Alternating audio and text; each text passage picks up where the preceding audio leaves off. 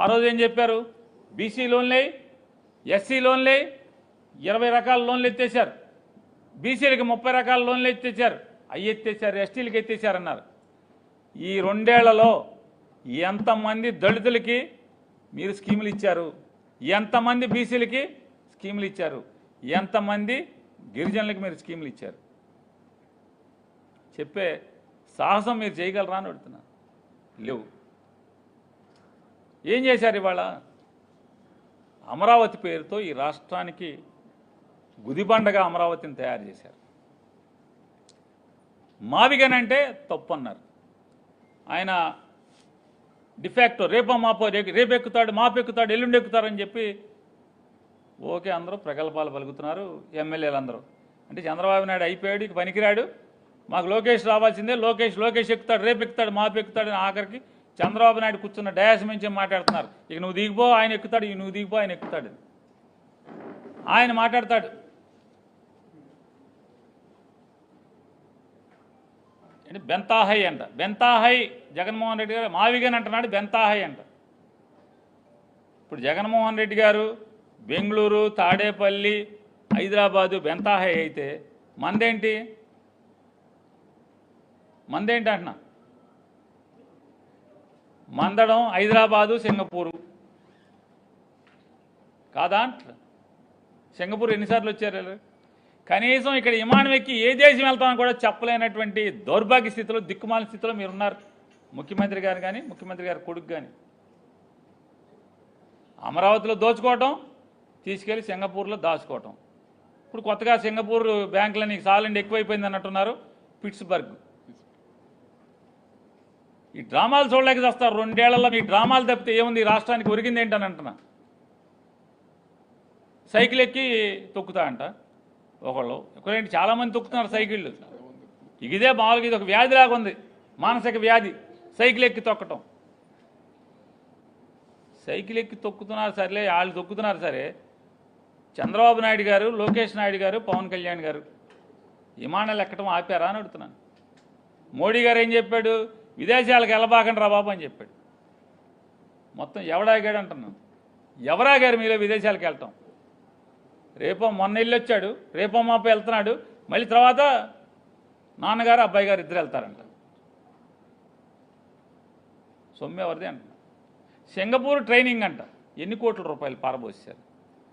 ఓ మంత్రి గారు చెప్తారు, అసలు మాకు షాపింగ్ చేయడానికి టైం ఇవ్వలేదండి అని. సొమ్ము జనాందా, సోకి మీరు షాపింగ్ చేసుకుంటారా? నేను అడుగుతున్నా ఒక్క మాట, వెళ్ళొచ్చిన మంత్రి ఎవడన్నా ఒక్కడన్నా ఇన్ని కోట్లు మా సొమ్ము అవజేసేది కదా? ఆర్తకర్పూరం అయిపోయింది కదా జనం సొమ్ము. వెళ్ళొచ్చి సింగపూర్లో ఏం నేర్చుకున్నారో ఒక్కసారి ఏమన్నా ప్రెస్ మీట్ పెట్టి చెప్పగలిగారా అంటున్నా. చెప్పాలి కదా మీరు. నేను ఇంత ఉద్ధరించబడ్డాను, నాకు అంత క్రితం బుర్రలేదు, సింగపూర్ వెళ్ళొచ్చాక ఇంత బాగా నేను నైపుణ్యాన్ని సంపాదించానని చెప్పాలి కదా. ఒక మంత్రి గారు ఆయనకి ఎన్నో కోట్లు అవుతాయి. ఆయన ఏంటి అంటే స్వీడన్ ఎక్కడికి వెళ్తా అంట. ఏంటంటే అక్కడ ఎలా మైన్లో ఉన్నటువంటి రాళ్ళని, మైనింగ్ ఇండస్ట్రీని ఎలా డెవలప్ చేయాలి. అసలు ప్రభుత్వానికి మైనింగ్ ఇండస్ట్రీకి సంబంధం ఏంటి? మైన్ లీజుకి ఇవ్వటమే కదా ప్రభుత్వం చేసేది. మరి మీరు వెళ్ళి ఏం పావుకొస్తారు? వెళ్ళి జనం సొమ్ము ఆర్తకర్పూరం చేయటం తప్పితే ఏంటని అడుగుతున్నా. ఏంటది? ఎవడు మందలించడా? చంద్రబాబు నాయుడు గారు మీరు ఎవరిని ఎందుకు అదుపు చేయలేకపోతున్నారు? ఎమ్మెల్యేలను అదుపు చేయట్లేదు. ఒకటే వస్తుంది, ఒక 2-3 ఛానల్స్లో చంద్రబాబు నాయుడు సీరియస్, అమ్మాయి చేపట్టుకున్నాడు సీరియస్, ఆ అమ్మాయిని రమ్మన్నోడిని సీరియస్, ఆడి పట్ల సీరియస్, బాగా తినేసినోడిని సీరియస్, ఎమ్మెల్యే బాగా మట్టి ఎత్తేస్తున్నాడు ఆడి మీద సీరియస్. ఆడి మాత్రం మట్టి ఆపడు, వీడు చేయబట్టుకోవడం ఆపడు, చేయలాగడం ఆపడు. సీరియస్. ఏంటి సీరియస్? ఎవడికి సీరియస్? ఫారెన్ వెళ్ళటం ఆపరు, దోపిడీ ఆపరు, పేకాట ఆపరు, లంచాలు ఆపరు, ఏం ఆపరు? ఏ పరిస్థితి? సాక్షాత్తు మీ పేపర్లోనే రాస్తున్నాయి కదా, హాస్పిటల్ బాగాలేదంటారు. ఒక ఆయన మాట్లాడతాడు, ఆయన ఆరోగ్య శాఖ మంత్రి, మెడికల్ కాలేజీలు ఇచ్చేయాల్సిందే, మేము ఇచ్చేస్తాం, ఎవరికైనా ఇచ్చేస్తామంట. ఇవాళ ఈనాడులో నిన్న ఇవాళ రాశారు. ఎయిమ్స్ హాస్పిటల్ దరిద్రంగా ఉంది. All India medical sciences, all India institute of medical sciences మంగళగిరిలో ఉంది. దరిద్రంగా ఉంది. ఎందుకంటే ఆ పేపర్ ఆయనకి ఆంధ్ర హాస్పిటల్లో దరిద్రాలు కనపడవు. మంగళగిరిలో ఎయిమ్స్ హాస్పిటల్లోనే దరిద్రాలు కనపడతాయి. స్ట్రెచ్చర్ లేదు, అది లేదు, ఇది లేదు, డాక్టర్ లేడు, వైద్యం లేదు, టెస్టులు లేవు అంటున్నాడు. కేంద్ర ప్రభుత్వంలో కూడా మీ పార్టీ ఉంది కదా, ఆరోగ్య శాఖ మంత్రి గారు. మరి ఎయిమ్స్కి దిక్కుమాలిన కర్మ ఎందుకు పట్టింది? మేము సాక్షి రాస్తే పోనీ వీళ్ళు దొంగలు, వీళ్ళు రాస్తారు, మా మీద బురద చిమ్ముతున్నారు, విషం చిమ్ముతున్నారని ఈనాడులోనే రాసింది కదా. పట్టించుకోవా? ఎయిమ్స్ అనేది ఆంధ్ర రాష్ట్రానికి సంబంధం లేదా? పేషెంట్లు మధ్యప్రదేశ్ నుంచి, బీహార్ నుంచి రారండి, ఆంధ్ర నుంచి వస్తారు. ఆరోగ్య శాఖ మంత్రి గారు, ఎయిమ్స్కి వచ్చేది ఆంధ్రప్రదేశ్ రాష్ట్రం నుంచే, రిఫరల్ హాస్పిటల్ అది. పట్టించుకోరా? మరి 2 ఏళ్లలో ఏంటి మీరు ఉద్ధరించింది ఈ రాష్ట్రాన్ని అడుగుతున్నా. మెడికల్ కాలేజీలు కట్టలేదు, పారేస్తారు. కొత్త డాక్టర్లు అక్కర్లేదు రాష్ట్రానికి.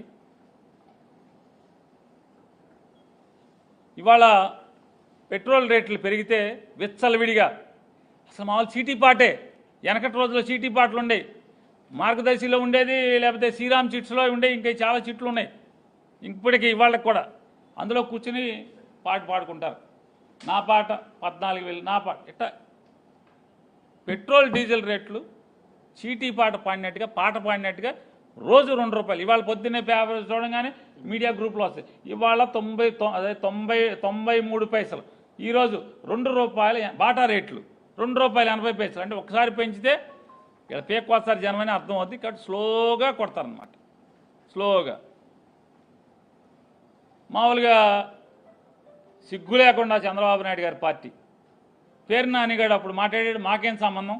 కొడాల నానిగాడు అప్పుడు మాట్లాడాడు, మాకేం సంబంధం అన్నారు. కేంద్ర ప్రభుత్వం అన్నారు. ఇప్పుడు మరి ఎవరికి సంబంధం? మాకేం సంబంధం? అరే డబుల్ ఇంజిన్ సర్కారని ఏడిచారు కదా మీరు. పైన మేమే, కింద మేమో పొడి చేస్తామన్నారుగా. ఇప్పుడేమో మామూలు పరుసులకు పొడి చేస్తున్నారు మొత్తం అంతా. సామాన్యులు జేబులు కన్నవేస్తున్నారు కదా మీరు. మేము పైన మేం కాదు కదా, కిందే కదా మేము. ఇప్పుడు పైన కింద మీరే అనగా, అప్పుడు మీరే, ఇప్పుడు పైన కింద ఇప్పుడు మీరే కదా. మరి మీకు బాధ్యత లేదా? మరి రామ్మోహన్ నాయుడు ఎవరు? పెమ్మసాని ఎవరు? కేంద్రంలో వాళ్ళకి ఏం పాత్ర? సత్యకుమార్ ఎవరు? మరి పైన మీరే, కిందే మీరే అన్నప్పుడు ఆ పెంచింది మీకు కాకుండా ఎట్టా ఉంటుంది? మాకు సంబంధం లేని సిగ్గు లేకుండా ఎలా చెప్తారు మీరు ఇవాళ అని అడుగుతున్నాను. తప్పు కదా, బాధ్యత నుంచి తప్పుకోవటం వంచన కాదా అని అడుగుతున్నాను నారా చంద్రబాబు నాయుడు గారిని. ఎవడైతే సోషల్ మీడియాలో సిగ్గుండదా మీకు అని అడుగుతున్నాను నేనేదో అప్పుడు అన్న మాటలు కట్ చేసి పెడుతున్నారు కదా కొడాల నాయి. మేము పైన లేం కదా, మోడీ గవర్నమెంట్లో మేము పాత్ర లేదు కదా. రాష్ట్రంలో బీజేపీ మంత్రులు ఎవరు మా దగ్గర లేరు కదా. మరి పైన మీద, కింద మీరే, పైన మీరే అని చెప్పని జనాలు ఇట్లా నలగొట్టేస్తున్నారు కదా మీరు. అసలు మామూలుగా గానగలో తీస్తారు, మామూలుగా ఏరుశనక్కాయలోంచి వీటిలోంచి మామూలుగా నూనె తీసేస్తారు. అసలు మామూలుగా ఆ బయటకు వస్తే అదంతా పొడి పొడిగా ఉంటుంది. అంతకన్నా దారుణంగా మామూలు చెరుకు మిషన్లో చెరుకు పిప్పి అట్టా బయటకు వస్తే జనాలను అట్ట లాగేస్తున్నారు కదా బయటికి. మొత్తం సొమ్మంతా లాగుతున్నారు కదా, మమ్మల్ని తాకట్టు పెట్టి అప్పులు చేస్తున్నారు కదా. అంటే ఎంత దౌర్భాగ్య స్థితి అంటే 2 ఏళ్ళు ఏమి చేశామో చెప్పుకోలేక గొడ్డల పార్టీ. ఎవరిది గొడ్డల పార్టీ? అసలు మాకు సంబంధం లేకుండా నిజంగా మీకు ఇంతంత అంటే అది తెలుగులో బాగోదు, దాన్ని ఏదో అంటే అంటే ముతకతా మాట్లాడితే బాగోదు. కానీ నిజంగా అంటే పాలిష్డ్గా మాట్లాడితే మీకు నిజంగా నైతికత ఉంటే, బాబాయ్ గొడ్డలి నిజంగా బాబాయిని అబ్బాయే చంపాడు, సిగ్గు శరం లేదా మీకు అంటున్నా అబ్బాయిని లోపల ఇట్టాకి? గుండెకాయ లేదా? కలేజా లేదా? అమిత్ షా దగ్గరికి వెళ్ళి జగన్ లోపల అడుక్కోవటం ఎందుకు? మీరు వేయచ్చుగా. కడప ఆంధ్ర రాష్ట్రంలో ఉంది కదా, పులివెందుల ఆంధ్ర రాష్ట్రంలో ఉంది కదా. మరి బాబాయ్ గొడ్లెట్టి చంపితే, బాబాయిని గొడ్లెట్టి అబ్బాయి చంపితే అబ్బాయిని ముతాయిగా చేశారా? 2 ఏళ్ళైంది. మీరు జగన్మోహన్ రెడ్డి గారు మీ ప్రభుత్వం ఉండగా మీరు దాడులు జరిగినాయి జగన్మోహన్ రెడ్డి గారు మీ మీద మీ ప్రభుత్వంలో. దాన్ని గేలిగా చేసి హేళన చేసి, అంటే మీడియా చేతిలో ఉంది, సోషల్ మీడియా చేతిలో ఉంది కాబట్టి మీ ఇష్టం, మీరేదంటే అదే, మీరేది చేస్తే అదే ప్రజలు నమ్ముతారని మీరు అనుకుంటున్నారు.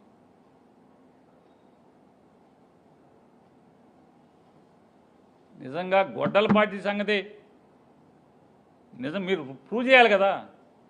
మా పార్టీ ఎవరిని చంపిందో, ఎవరిని నరికి చంపిందో లోపలేయాలి కదా. ముద్దాయిలు ఎవరున్నారు? వైఎస్ఆర్ కాంగ్రెస్ పార్టీ వాడు.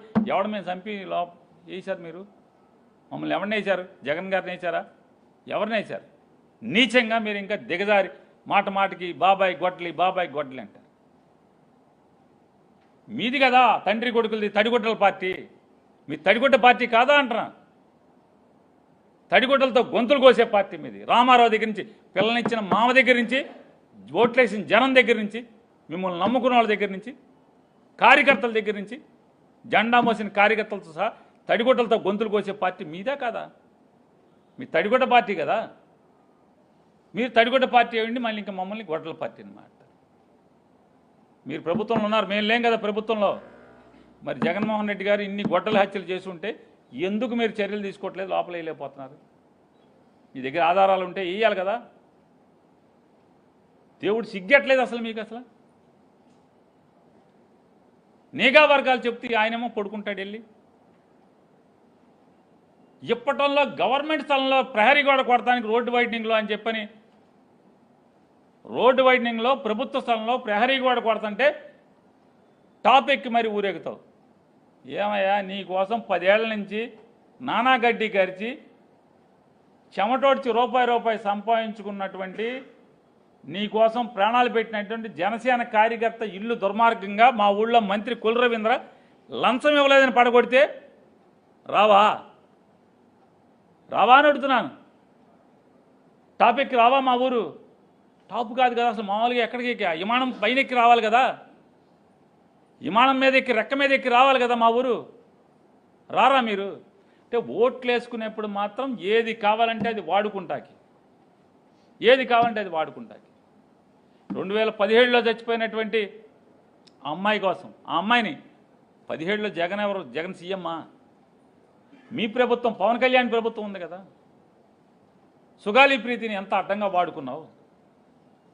సుగాలి ప్రీతి మరణాన్ని ముక్కుపచ్చల ఆరన్నటువంటి లేత పసిప్రాణం, హై స్కూల్ చదివేటంటే కనీసం 15 ఏళ్ళు కూడా నిన్నటువంటి అమ్మాయిని, సావుని, మరణాన్ని నీ ప్రభుత్వంలో జరిగితే దాన్ని జగన్కి ఆపాదించి నీచంగా ప్రచారం చేసి, ఇవాళ ఆ అమ్మాయి సుగాలి ప్రీతి నీ కులం ఏంటి, నీ తల్లి అంటే ఆ అమ్మాయి తల్లి కులమేం కావాలి నీకు? ఓ పక్కేమో కులమత రహిత సమాజాన్ని కావాలి, కులం లేని రాజ్యం కావాలని మాట్లాడుతూ ఉంటారు. మతం లేని రాజ్యం కావాలని ఓట్లప్పుడు అడుగుతారు, ఇప్పుడేమో సనాతని అంటాడు. కాబట్టి ఈ రాష్ట్ర ప్రభుత్వానికి 5 ఏళ్ళు 2 ఏళ్లలోనే నిండినటువంటి దౌర్భాగ్య స్థితి వాళ్ళ మనకు కనపడుతుంది. కాకపోతే జనం దౌర్భాగ్య స్థితి ఏంటంటే, దిక్కుమాలిన స్థితి ఏంటంటే ప్రజలందరిది, ఈ ప్రభుత్వం దివాళా తీసినా కూడా 3 ఏళ్ళు మొయ్యాల్సిందే. జనం సొమ్ము వాళ్ళు దోచుకు తింటుంటే సినిమా చూస్తూ ఉండాల్సిన పరిస్థితి రావడం అనేది పగవాడికి కూడా రాని పరిస్థితి అని చెప్తూ, ఈ దివాళా కోరు ప్రభుత్వం తక్షణమే రాజీనామా చేసి దిగిపోవాలని చెప్పని డిమాండ్ చేస్తున్నాం.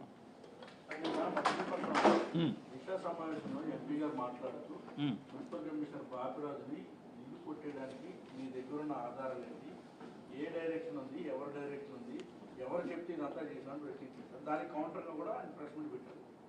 ఎలా చూస్తారు మీరు కూడా ఆ అంశంపైన గతంలో స్పందించారు? బందర్ ఎంపీ గారు మచిలీపట్నం మున్సిపల్ కమిషనర్ బాపిరాజు గారిని బాగా చెర్రాడాడు, చెడుగుడాడనే మీరు చెప్పేది? సార్, జనసేన నికార్స్ అయినటువంటి కార్యకర్త, వాళ్ళ స్వగ్రామం గోపువానిపాలెం, వాళ్ళు వచ్చి బందర్లో అద్దెంట్లో ఉంటూ గోల్డ్ కవరింగ్ పని చేసుకుంటూ రూపాయి కూడబట్టి 4 సంవత్సరాల క్రితం స్థలం కొనుక్కున్నారు. 4 సంవత్సరాల క్రితం స్థలం కొని మొన్న ఈ మధ్య కాలంలో ఇల్లు కడతం బిగించేశారు. ఇల్లు కడతం బిగించేస్తే మున్సిపల్ ఆఫీసు వాళ్ళకి కట్టాల్సినటువంటి డబ్బులన్నీ కూడా ప్లాన్లకు కట్టాల్సిన డబ్బులన్నీ కూడా కట్టేశారు.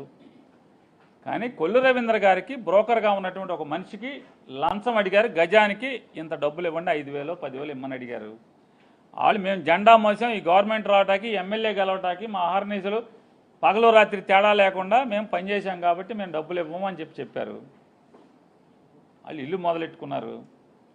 ఇల్లు మొదలెట్టుకుంటే దాన్ని కూలదోశారు. ఎప్పుడు? ఏప్రిల్ 1వ తారీఖున కూలదోశారు. ఏప్రిల్ 1వ తారీఖు కూలదోసే ముందు రోజు 31వ తారీఖు జనసేన కార్యకర్తలు ఒక తెలుగుదేశం పార్టీ సర్పంచ్ గారు, గోపాలని సర్పంచ్ గారు R&B గెస్ట్ హౌస్లో మంత్రి గారి దగ్గరికి వెళ్ళి వేడుకున్నారు, కాళ్ళ మీద పడ్డారు. నాకు ప్రెస్టేజ్ ఇష్యూ అది, తర్వాత మాట్లాడుకుందాం, ఇప్పుడు ఎవరు కుదరదు, మీరు వెళ్ళిపోండి అని చెప్పారు. నాకు ప్రెస్టేజ్ అని చెప్పారు. 1వ తారీఖు సాయంత్రం జేసీబీ తీసుకెళ్ళి కొద్దిగా కొట్టారు. జేసీబీకి ఆ ఇల్లు లొంగలేదు. 2వ తారీఖున ఏప్రిల్ 2వ తారీఖున 200 ప్రొక్లైన్ ఒకటి తీసుకెళ్ళి జేసీబీతో కూడా కలిపి రెండు కలిపి దాన్ని తునాతునకలు చేయడమే కాకుండా నేలమట్టం చేశారు, పప్పు చేశారు దాన్ని. 1వ తారీఖుని కొట్టినప్పుడే మా ఎంపీ గారు మరి వెంటనే దిగిపోవాలి కదా. 2 పగవాడికి కూడా రాకూడదని కష్టం వచ్చింది అన్నప్పుడు 1వ తారీఖు కొద్దిగా కొట్టినప్పుడు, చిన్నగా స్టార్ట్ చేసినప్పుడు 1వ తారీఖే వారు ఆగమేఘాల మీద వచ్చేయాలి కదా.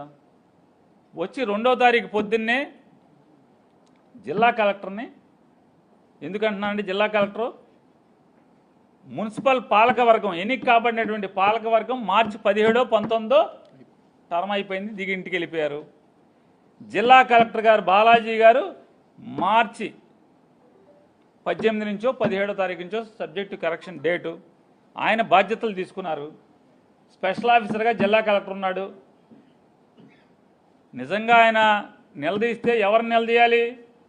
పక్కన కూర్చున్న జిల్లా కలెక్టర్ కదా. కీలుబొమ్మ తోలుబొమ్మ లాంటి మున్సిపల్ కమిషనర్ బాపిరాజుని అడగటం వల్ల ఎవడి కళ్ళనీళ్ళు తురుస్తారు? 8వ తారీఖు మా ఎంపీ గారు వచ్చారు. 8వ తారీఖు మా ఎంపీ గారు వచ్చారు వాళ్ళని పరామర్శిస్తాకి. ఎందుకని?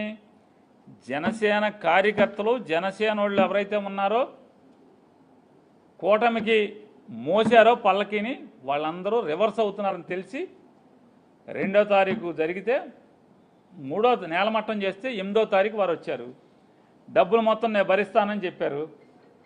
8వ తారీఖు మున్సిపల్ కమిషనర్ని వారి క్యాంపు కార్యాలయానికి పిలుచుకున్నారు.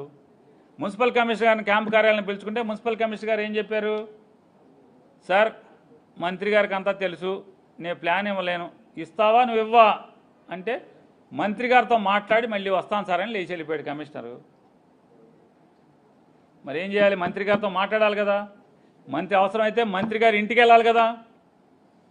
మంత్రి గారు ఎక్కడుంటే అక్కడికి వెళ్ళి, అరే ఓటర్ సంగతి దేవుడెరుగు, నీ కార్యకర్త కదా, 8వ తారీఖు సరాసరి మంత్రి ఇంటికి వెళ్ళి కూర్చుని, మంత్రి వచ్చేదాకా కూర్చుని, అవసరమైతే మా మంత్రి బందర్లో తక్కువ ఉంటాడు కాబట్టి, బందర్ ఎమ్మెల్యే గారు బందర్లో తక్కువ ఉంటాడు కాబట్టి, బెజవాడలో ఎక్కువ ఉంటాడు కాబట్టి, బెజవాడ ఇచ్చిన సరాసరి బందర్ నుంచి బెజవాడ వచ్చి మంత్రి గారి ఇంట్లో కూర్చుని మంత్రి గారి ఇంటికి వచ్చే వరకు అడిగి గట్టిగా మాట్లాడి చెయ్యాలి కదా. చేయలేదు కదా. ఇవాళ బాపిరాజన్ ఊరికే ఆ దిశ మీటింగ్లో ఎప్పటికి ఏప్రిల్ 2వ తారీఖు జరిగింది, 8వ తారీఖు మా ఎంపీ గారు వచ్చారు, ఇవాళ మే ఆఖరు అంటే 2 మాసాల తర్వాత ఏంటి అతనికి అడిగితే ఉందా? జిల్లా కలెక్టర్ తెలవకుండా జరిగిందా? జిల్లా కలెక్టర్ స్పెషల్ ఆఫీసరు, జిల్లా కలెక్టర్కి చెప్పకుండా చేశాడా కమిషనరు? ఎస్పీ గారికి తెలవకుండా జరిగిందా? బాలసౌరి గారు చెప్తున్నారు మా ఎంపీ గారు ఏమని, 200 మంది పోలీసులు అక్కడ ఏమన్నా మర్డర్ జరుగుతుందా, లేకపోతే అది జరుగుతుందా, ఇది జరుగుతుందా, ఏమైనా బాంబులు పెట్టారా, నక్సలైట్లు ఉన్నారా, 200 మంది వెళ్ళారని. మా లెక్క అయితే 320 మంది పోలీసులు వచ్చారు అక్కడికి, హోంగార్డులతో కలిపి. సిఐలు, ఎస్ఐలు, డిఎస్పీలు అందరూ కలిసి 325 మంది దాకా వచ్చారు ఆ ఇల్లు పడగొడతాకి. మరి ఎస్పీ గారుని అడిగారా? ఎస్పీ ఆఫీస్కి వెళ్ళి మా ఎంపీ గారు గట్టిగా నిలదీశారా అని అడుగుతున్నాను. పక్కన కూర్చున్న కలెక్టర్ గారిని నిలదీశారా? ఏమయ్యా స్పెషల్ ఆఫీసర్ నీ ఇష్టమేనా, నీకు ఏ ప్లాన్ ఉందని కొట్టావని అడిగారా? కాంపెన్సేషన్ ఇస్తానంటారంట. నాది వాళ్ళు చెప్తున్నారు కాంపెన్సేషన్ ఇస్తాను నేను మీకు, కట్టుకుందరు కానీ అని చెప్పింది. కట్టుకుంటాం కట్టుకోపోతాం తర్వాత సంగతి. ఎంత మానసిక వేద. అరే పక్షికి అంటే నోరు లేని పక్షే గూడు కట్టుకుంటే గూడు ఎవరన్నా ధ్వంసం చేస్తే ఎంత రోధిస్తుంది. అట్లాంటిది రోజు భార్య కొడుకు తను కలిసి రెక్కల ముక్కలు చేసుకుని గోల్డ్ కవరింగ్ పని చేసి అవి అమ్ముకుని రూపాయి కూడబెట్టుకుని అక్కడ ఇల్లు కట్టుకుంటే, అంటే మనిషికి ఒక్కసారన్నా సొంత ఇంట్లో బతికి చచ్చిపోవాలని కోరుకుంటుంది ప్రతివాడికి. ఒక్కరోజన్నా సొంత ఇంట్లో బతికి చచ్చిపోవాలని. మరి అంత రూపాయి చెమటోడ్చి పోగేసి సంపాదించినటువంటి ఇల్లు కట్టుకుంటే ధ్వంసం చేస్తే, దాన్ని నేలమట్టం చేస్తే, నా ఇగోకి నా ఆహానికి అడ్డొచ్చిందని చెప్పని ధ్వంసం చేస్తే, తోలుబొమ్మ లాంటి మున్సిపల్ కమిషనర్ గురించి మాట్లాడటం వల్ల ఎవరికి సోషల్ మీడియాలో మా ఎంపీ గారికి మంచి పేరు ఆహావోహో తప్పితే ఏముంటుంది? ఎవరికి ఉపయోగం? ఆ పేదోడికి ఏమైనా ఉపయోగమా? సామాన్యుడికి ఏమైనా ఉపయోగమా? ఇల్లు వస్తుందా? ఆ సెంటరింగ్ సర్వనాశనమైంది. ఆడు పేదోడే ఆ సెంటరింగ్ సప్లై చేసినాడు. ఆడికి చివరికి 75,000 లక్ష రూపాయలు ఇచ్చి సెటిల్ చేసుకున్నారు.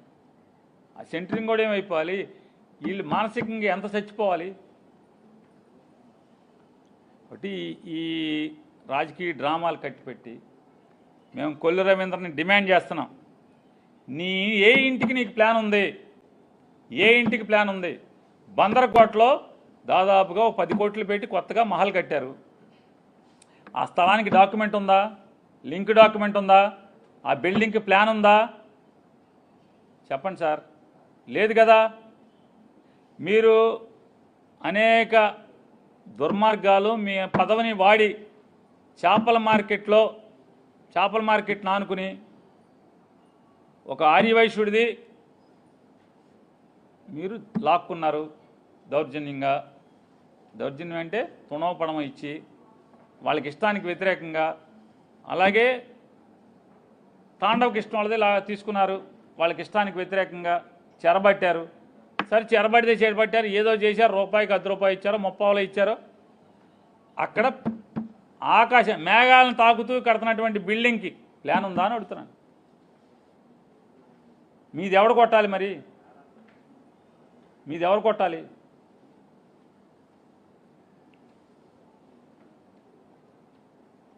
పాపం పండే రోజు వచ్చినప్పుడు, పెదప బుద్ధులన్నీ కూడా పంటకు వచ్చినప్పుడు ఇటువంటి పాపాలు తప్పులు చేస్తూనే వెళ్తూ ఉంటారు.